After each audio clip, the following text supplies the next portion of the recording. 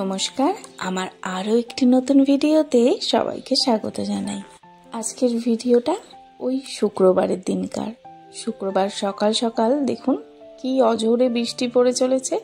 যদিও আমাদের এখানে অনেক দিন ধরেই এরকম বৃষ্টি চলছে টানা। আর আমি তাড়াতাড়ি করে ব্রেকফাস্টটাও বানিয়ে নিয়েছি, একটু ঝাল সুজি, আর সাথে লাঞ্চটাও রেডি করে নিচ্ছি, কারণ পরের তো অফিস আছে, তো 8টার মধ্যে আমাকে সবটাই রেডি করে নিতে হবে। এই বৃষ্টির দিনে বিশেষ করে খিচুড়ি খেতে তো ভালোই লাগে। আমিও খিচুড়ি মাঝে মাঝেই করে ফেলি, কারণ আমাদের এখানে সেই জুন মাসের শেষ থেকে যে বৃষ্টি শুরু হয়েছে এখনও অবধি থামার নাম নেই। তো যাই হোক, রান্নাবান্না সেরে সকাল সকাল পুজোটাও কিন্তু আমি সেরে নিয়েছি।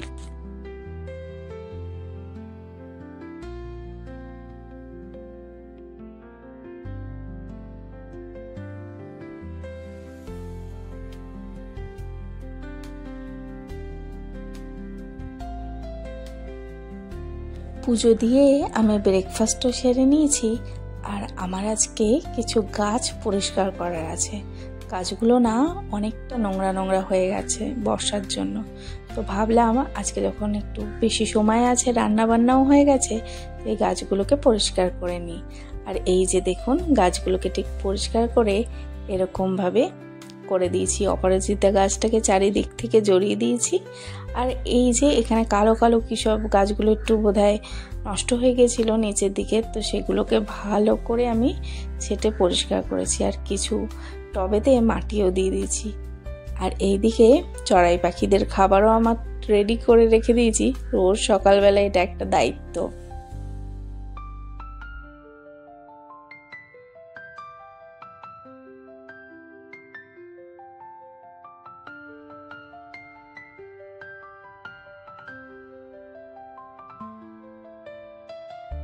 আর ও অফিস থেকে চলে আসার পর আমরা গিয়েছিলাম গণেশ ঠাকুর দেখতে।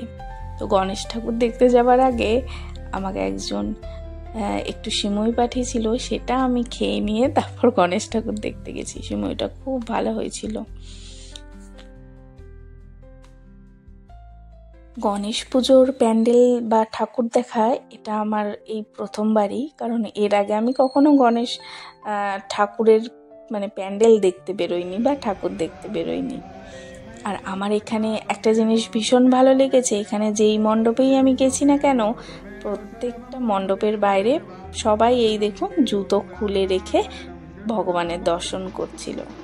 আর এই প্যান্ডেলের ভেতরে যে গণেশ ঠাকুরটা করেছে দেখুন কি কিউট দেখতে, ভীষণ ভালো করে সাজিয়েছিল এনারা এই গণেশ ঠাকুরটা। তো প্রথম প্যান্ডেল দেখা হয়ে গেছে, আমরা চলে গেছি পরের ঠাকুর দেখতে। আমার এই ঠাকুরটাও বেশ ভালো লেগেছে, কারণ কি সুন্দর একটা ধুতি পরে, সাদা ধুতি, যেটা বাঙালিরা আমরা পরে থাকি, আমরা না, ছেলেরা, আমাদের বাঙালি ছেলেরা এই যে সাদা ধুতি, একটা সাবেকি ব্যাপার। আমার তাই জন্য এই গণেশ ঠাকুরটাকে খুব ভালো লেগেছে।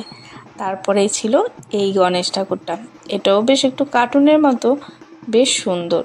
আর এখানে সবাই বাজনা বাজাচ্ছিলেন আর প্রচুর ভিড়ও হয়েছিল সাথে। আজকাল আমরা বড় বড় থিমের মাঝখানে যেন এই ঠাকুর দেখার উপভোগটাই করতে ভুলে গেছি।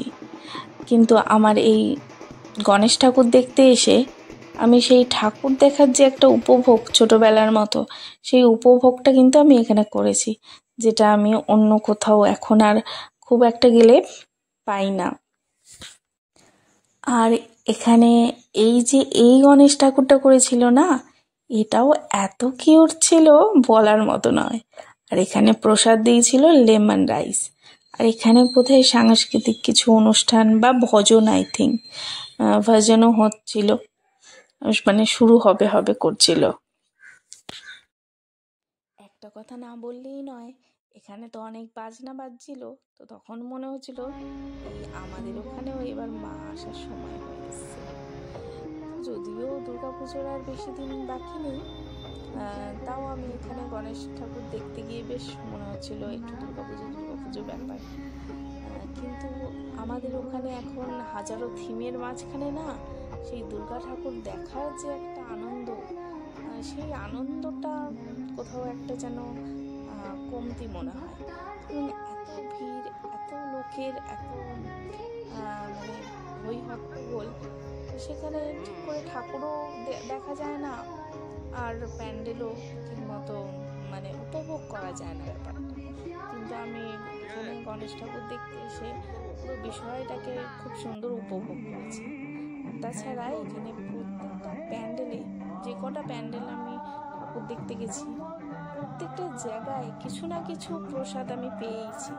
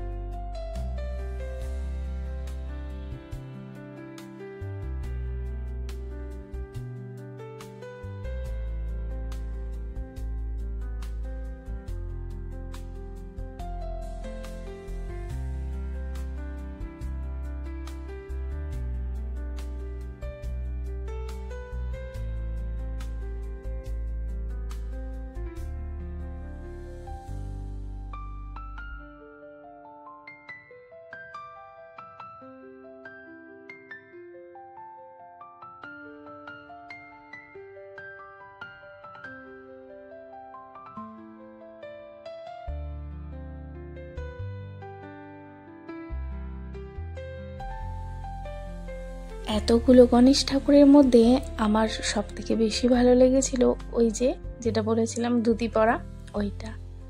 আর তারপরে একটা কিউট কিউট গণেশ ঠাকুর ছিল না, ওটাও বেশ ভালো লেগেছিল। আর এটাও কিন্তু বেশ ভালো, খারাপ না।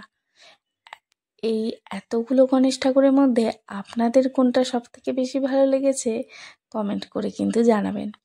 লাইক, শেয়ার, সাবস্ক্রাইব করে আমার পাশে থাকবেন। আর ফেসবুক থেকে দেখলে প্লিজ ফলো করে দেবেন। আপনারা সুন্দর সুন্দর কমেন্ট করলে বা আমার কোথায় কি ভুল আছে সেগুলো যদি আপনারা আমাকে ধরিয়ে দেন, তাহলে আমার আরও ভালো হবে নিজেকে ভিডিওগুলো তৈরি করতে। আর আপনাদের কমেন্টের জন্য আমি উৎসাহও পাবো আরও নতুন নতুন ভিডিও বানাতে। আর আমি সাথে আজকে গোলাপ ফুল উপহারও পেয়েছি।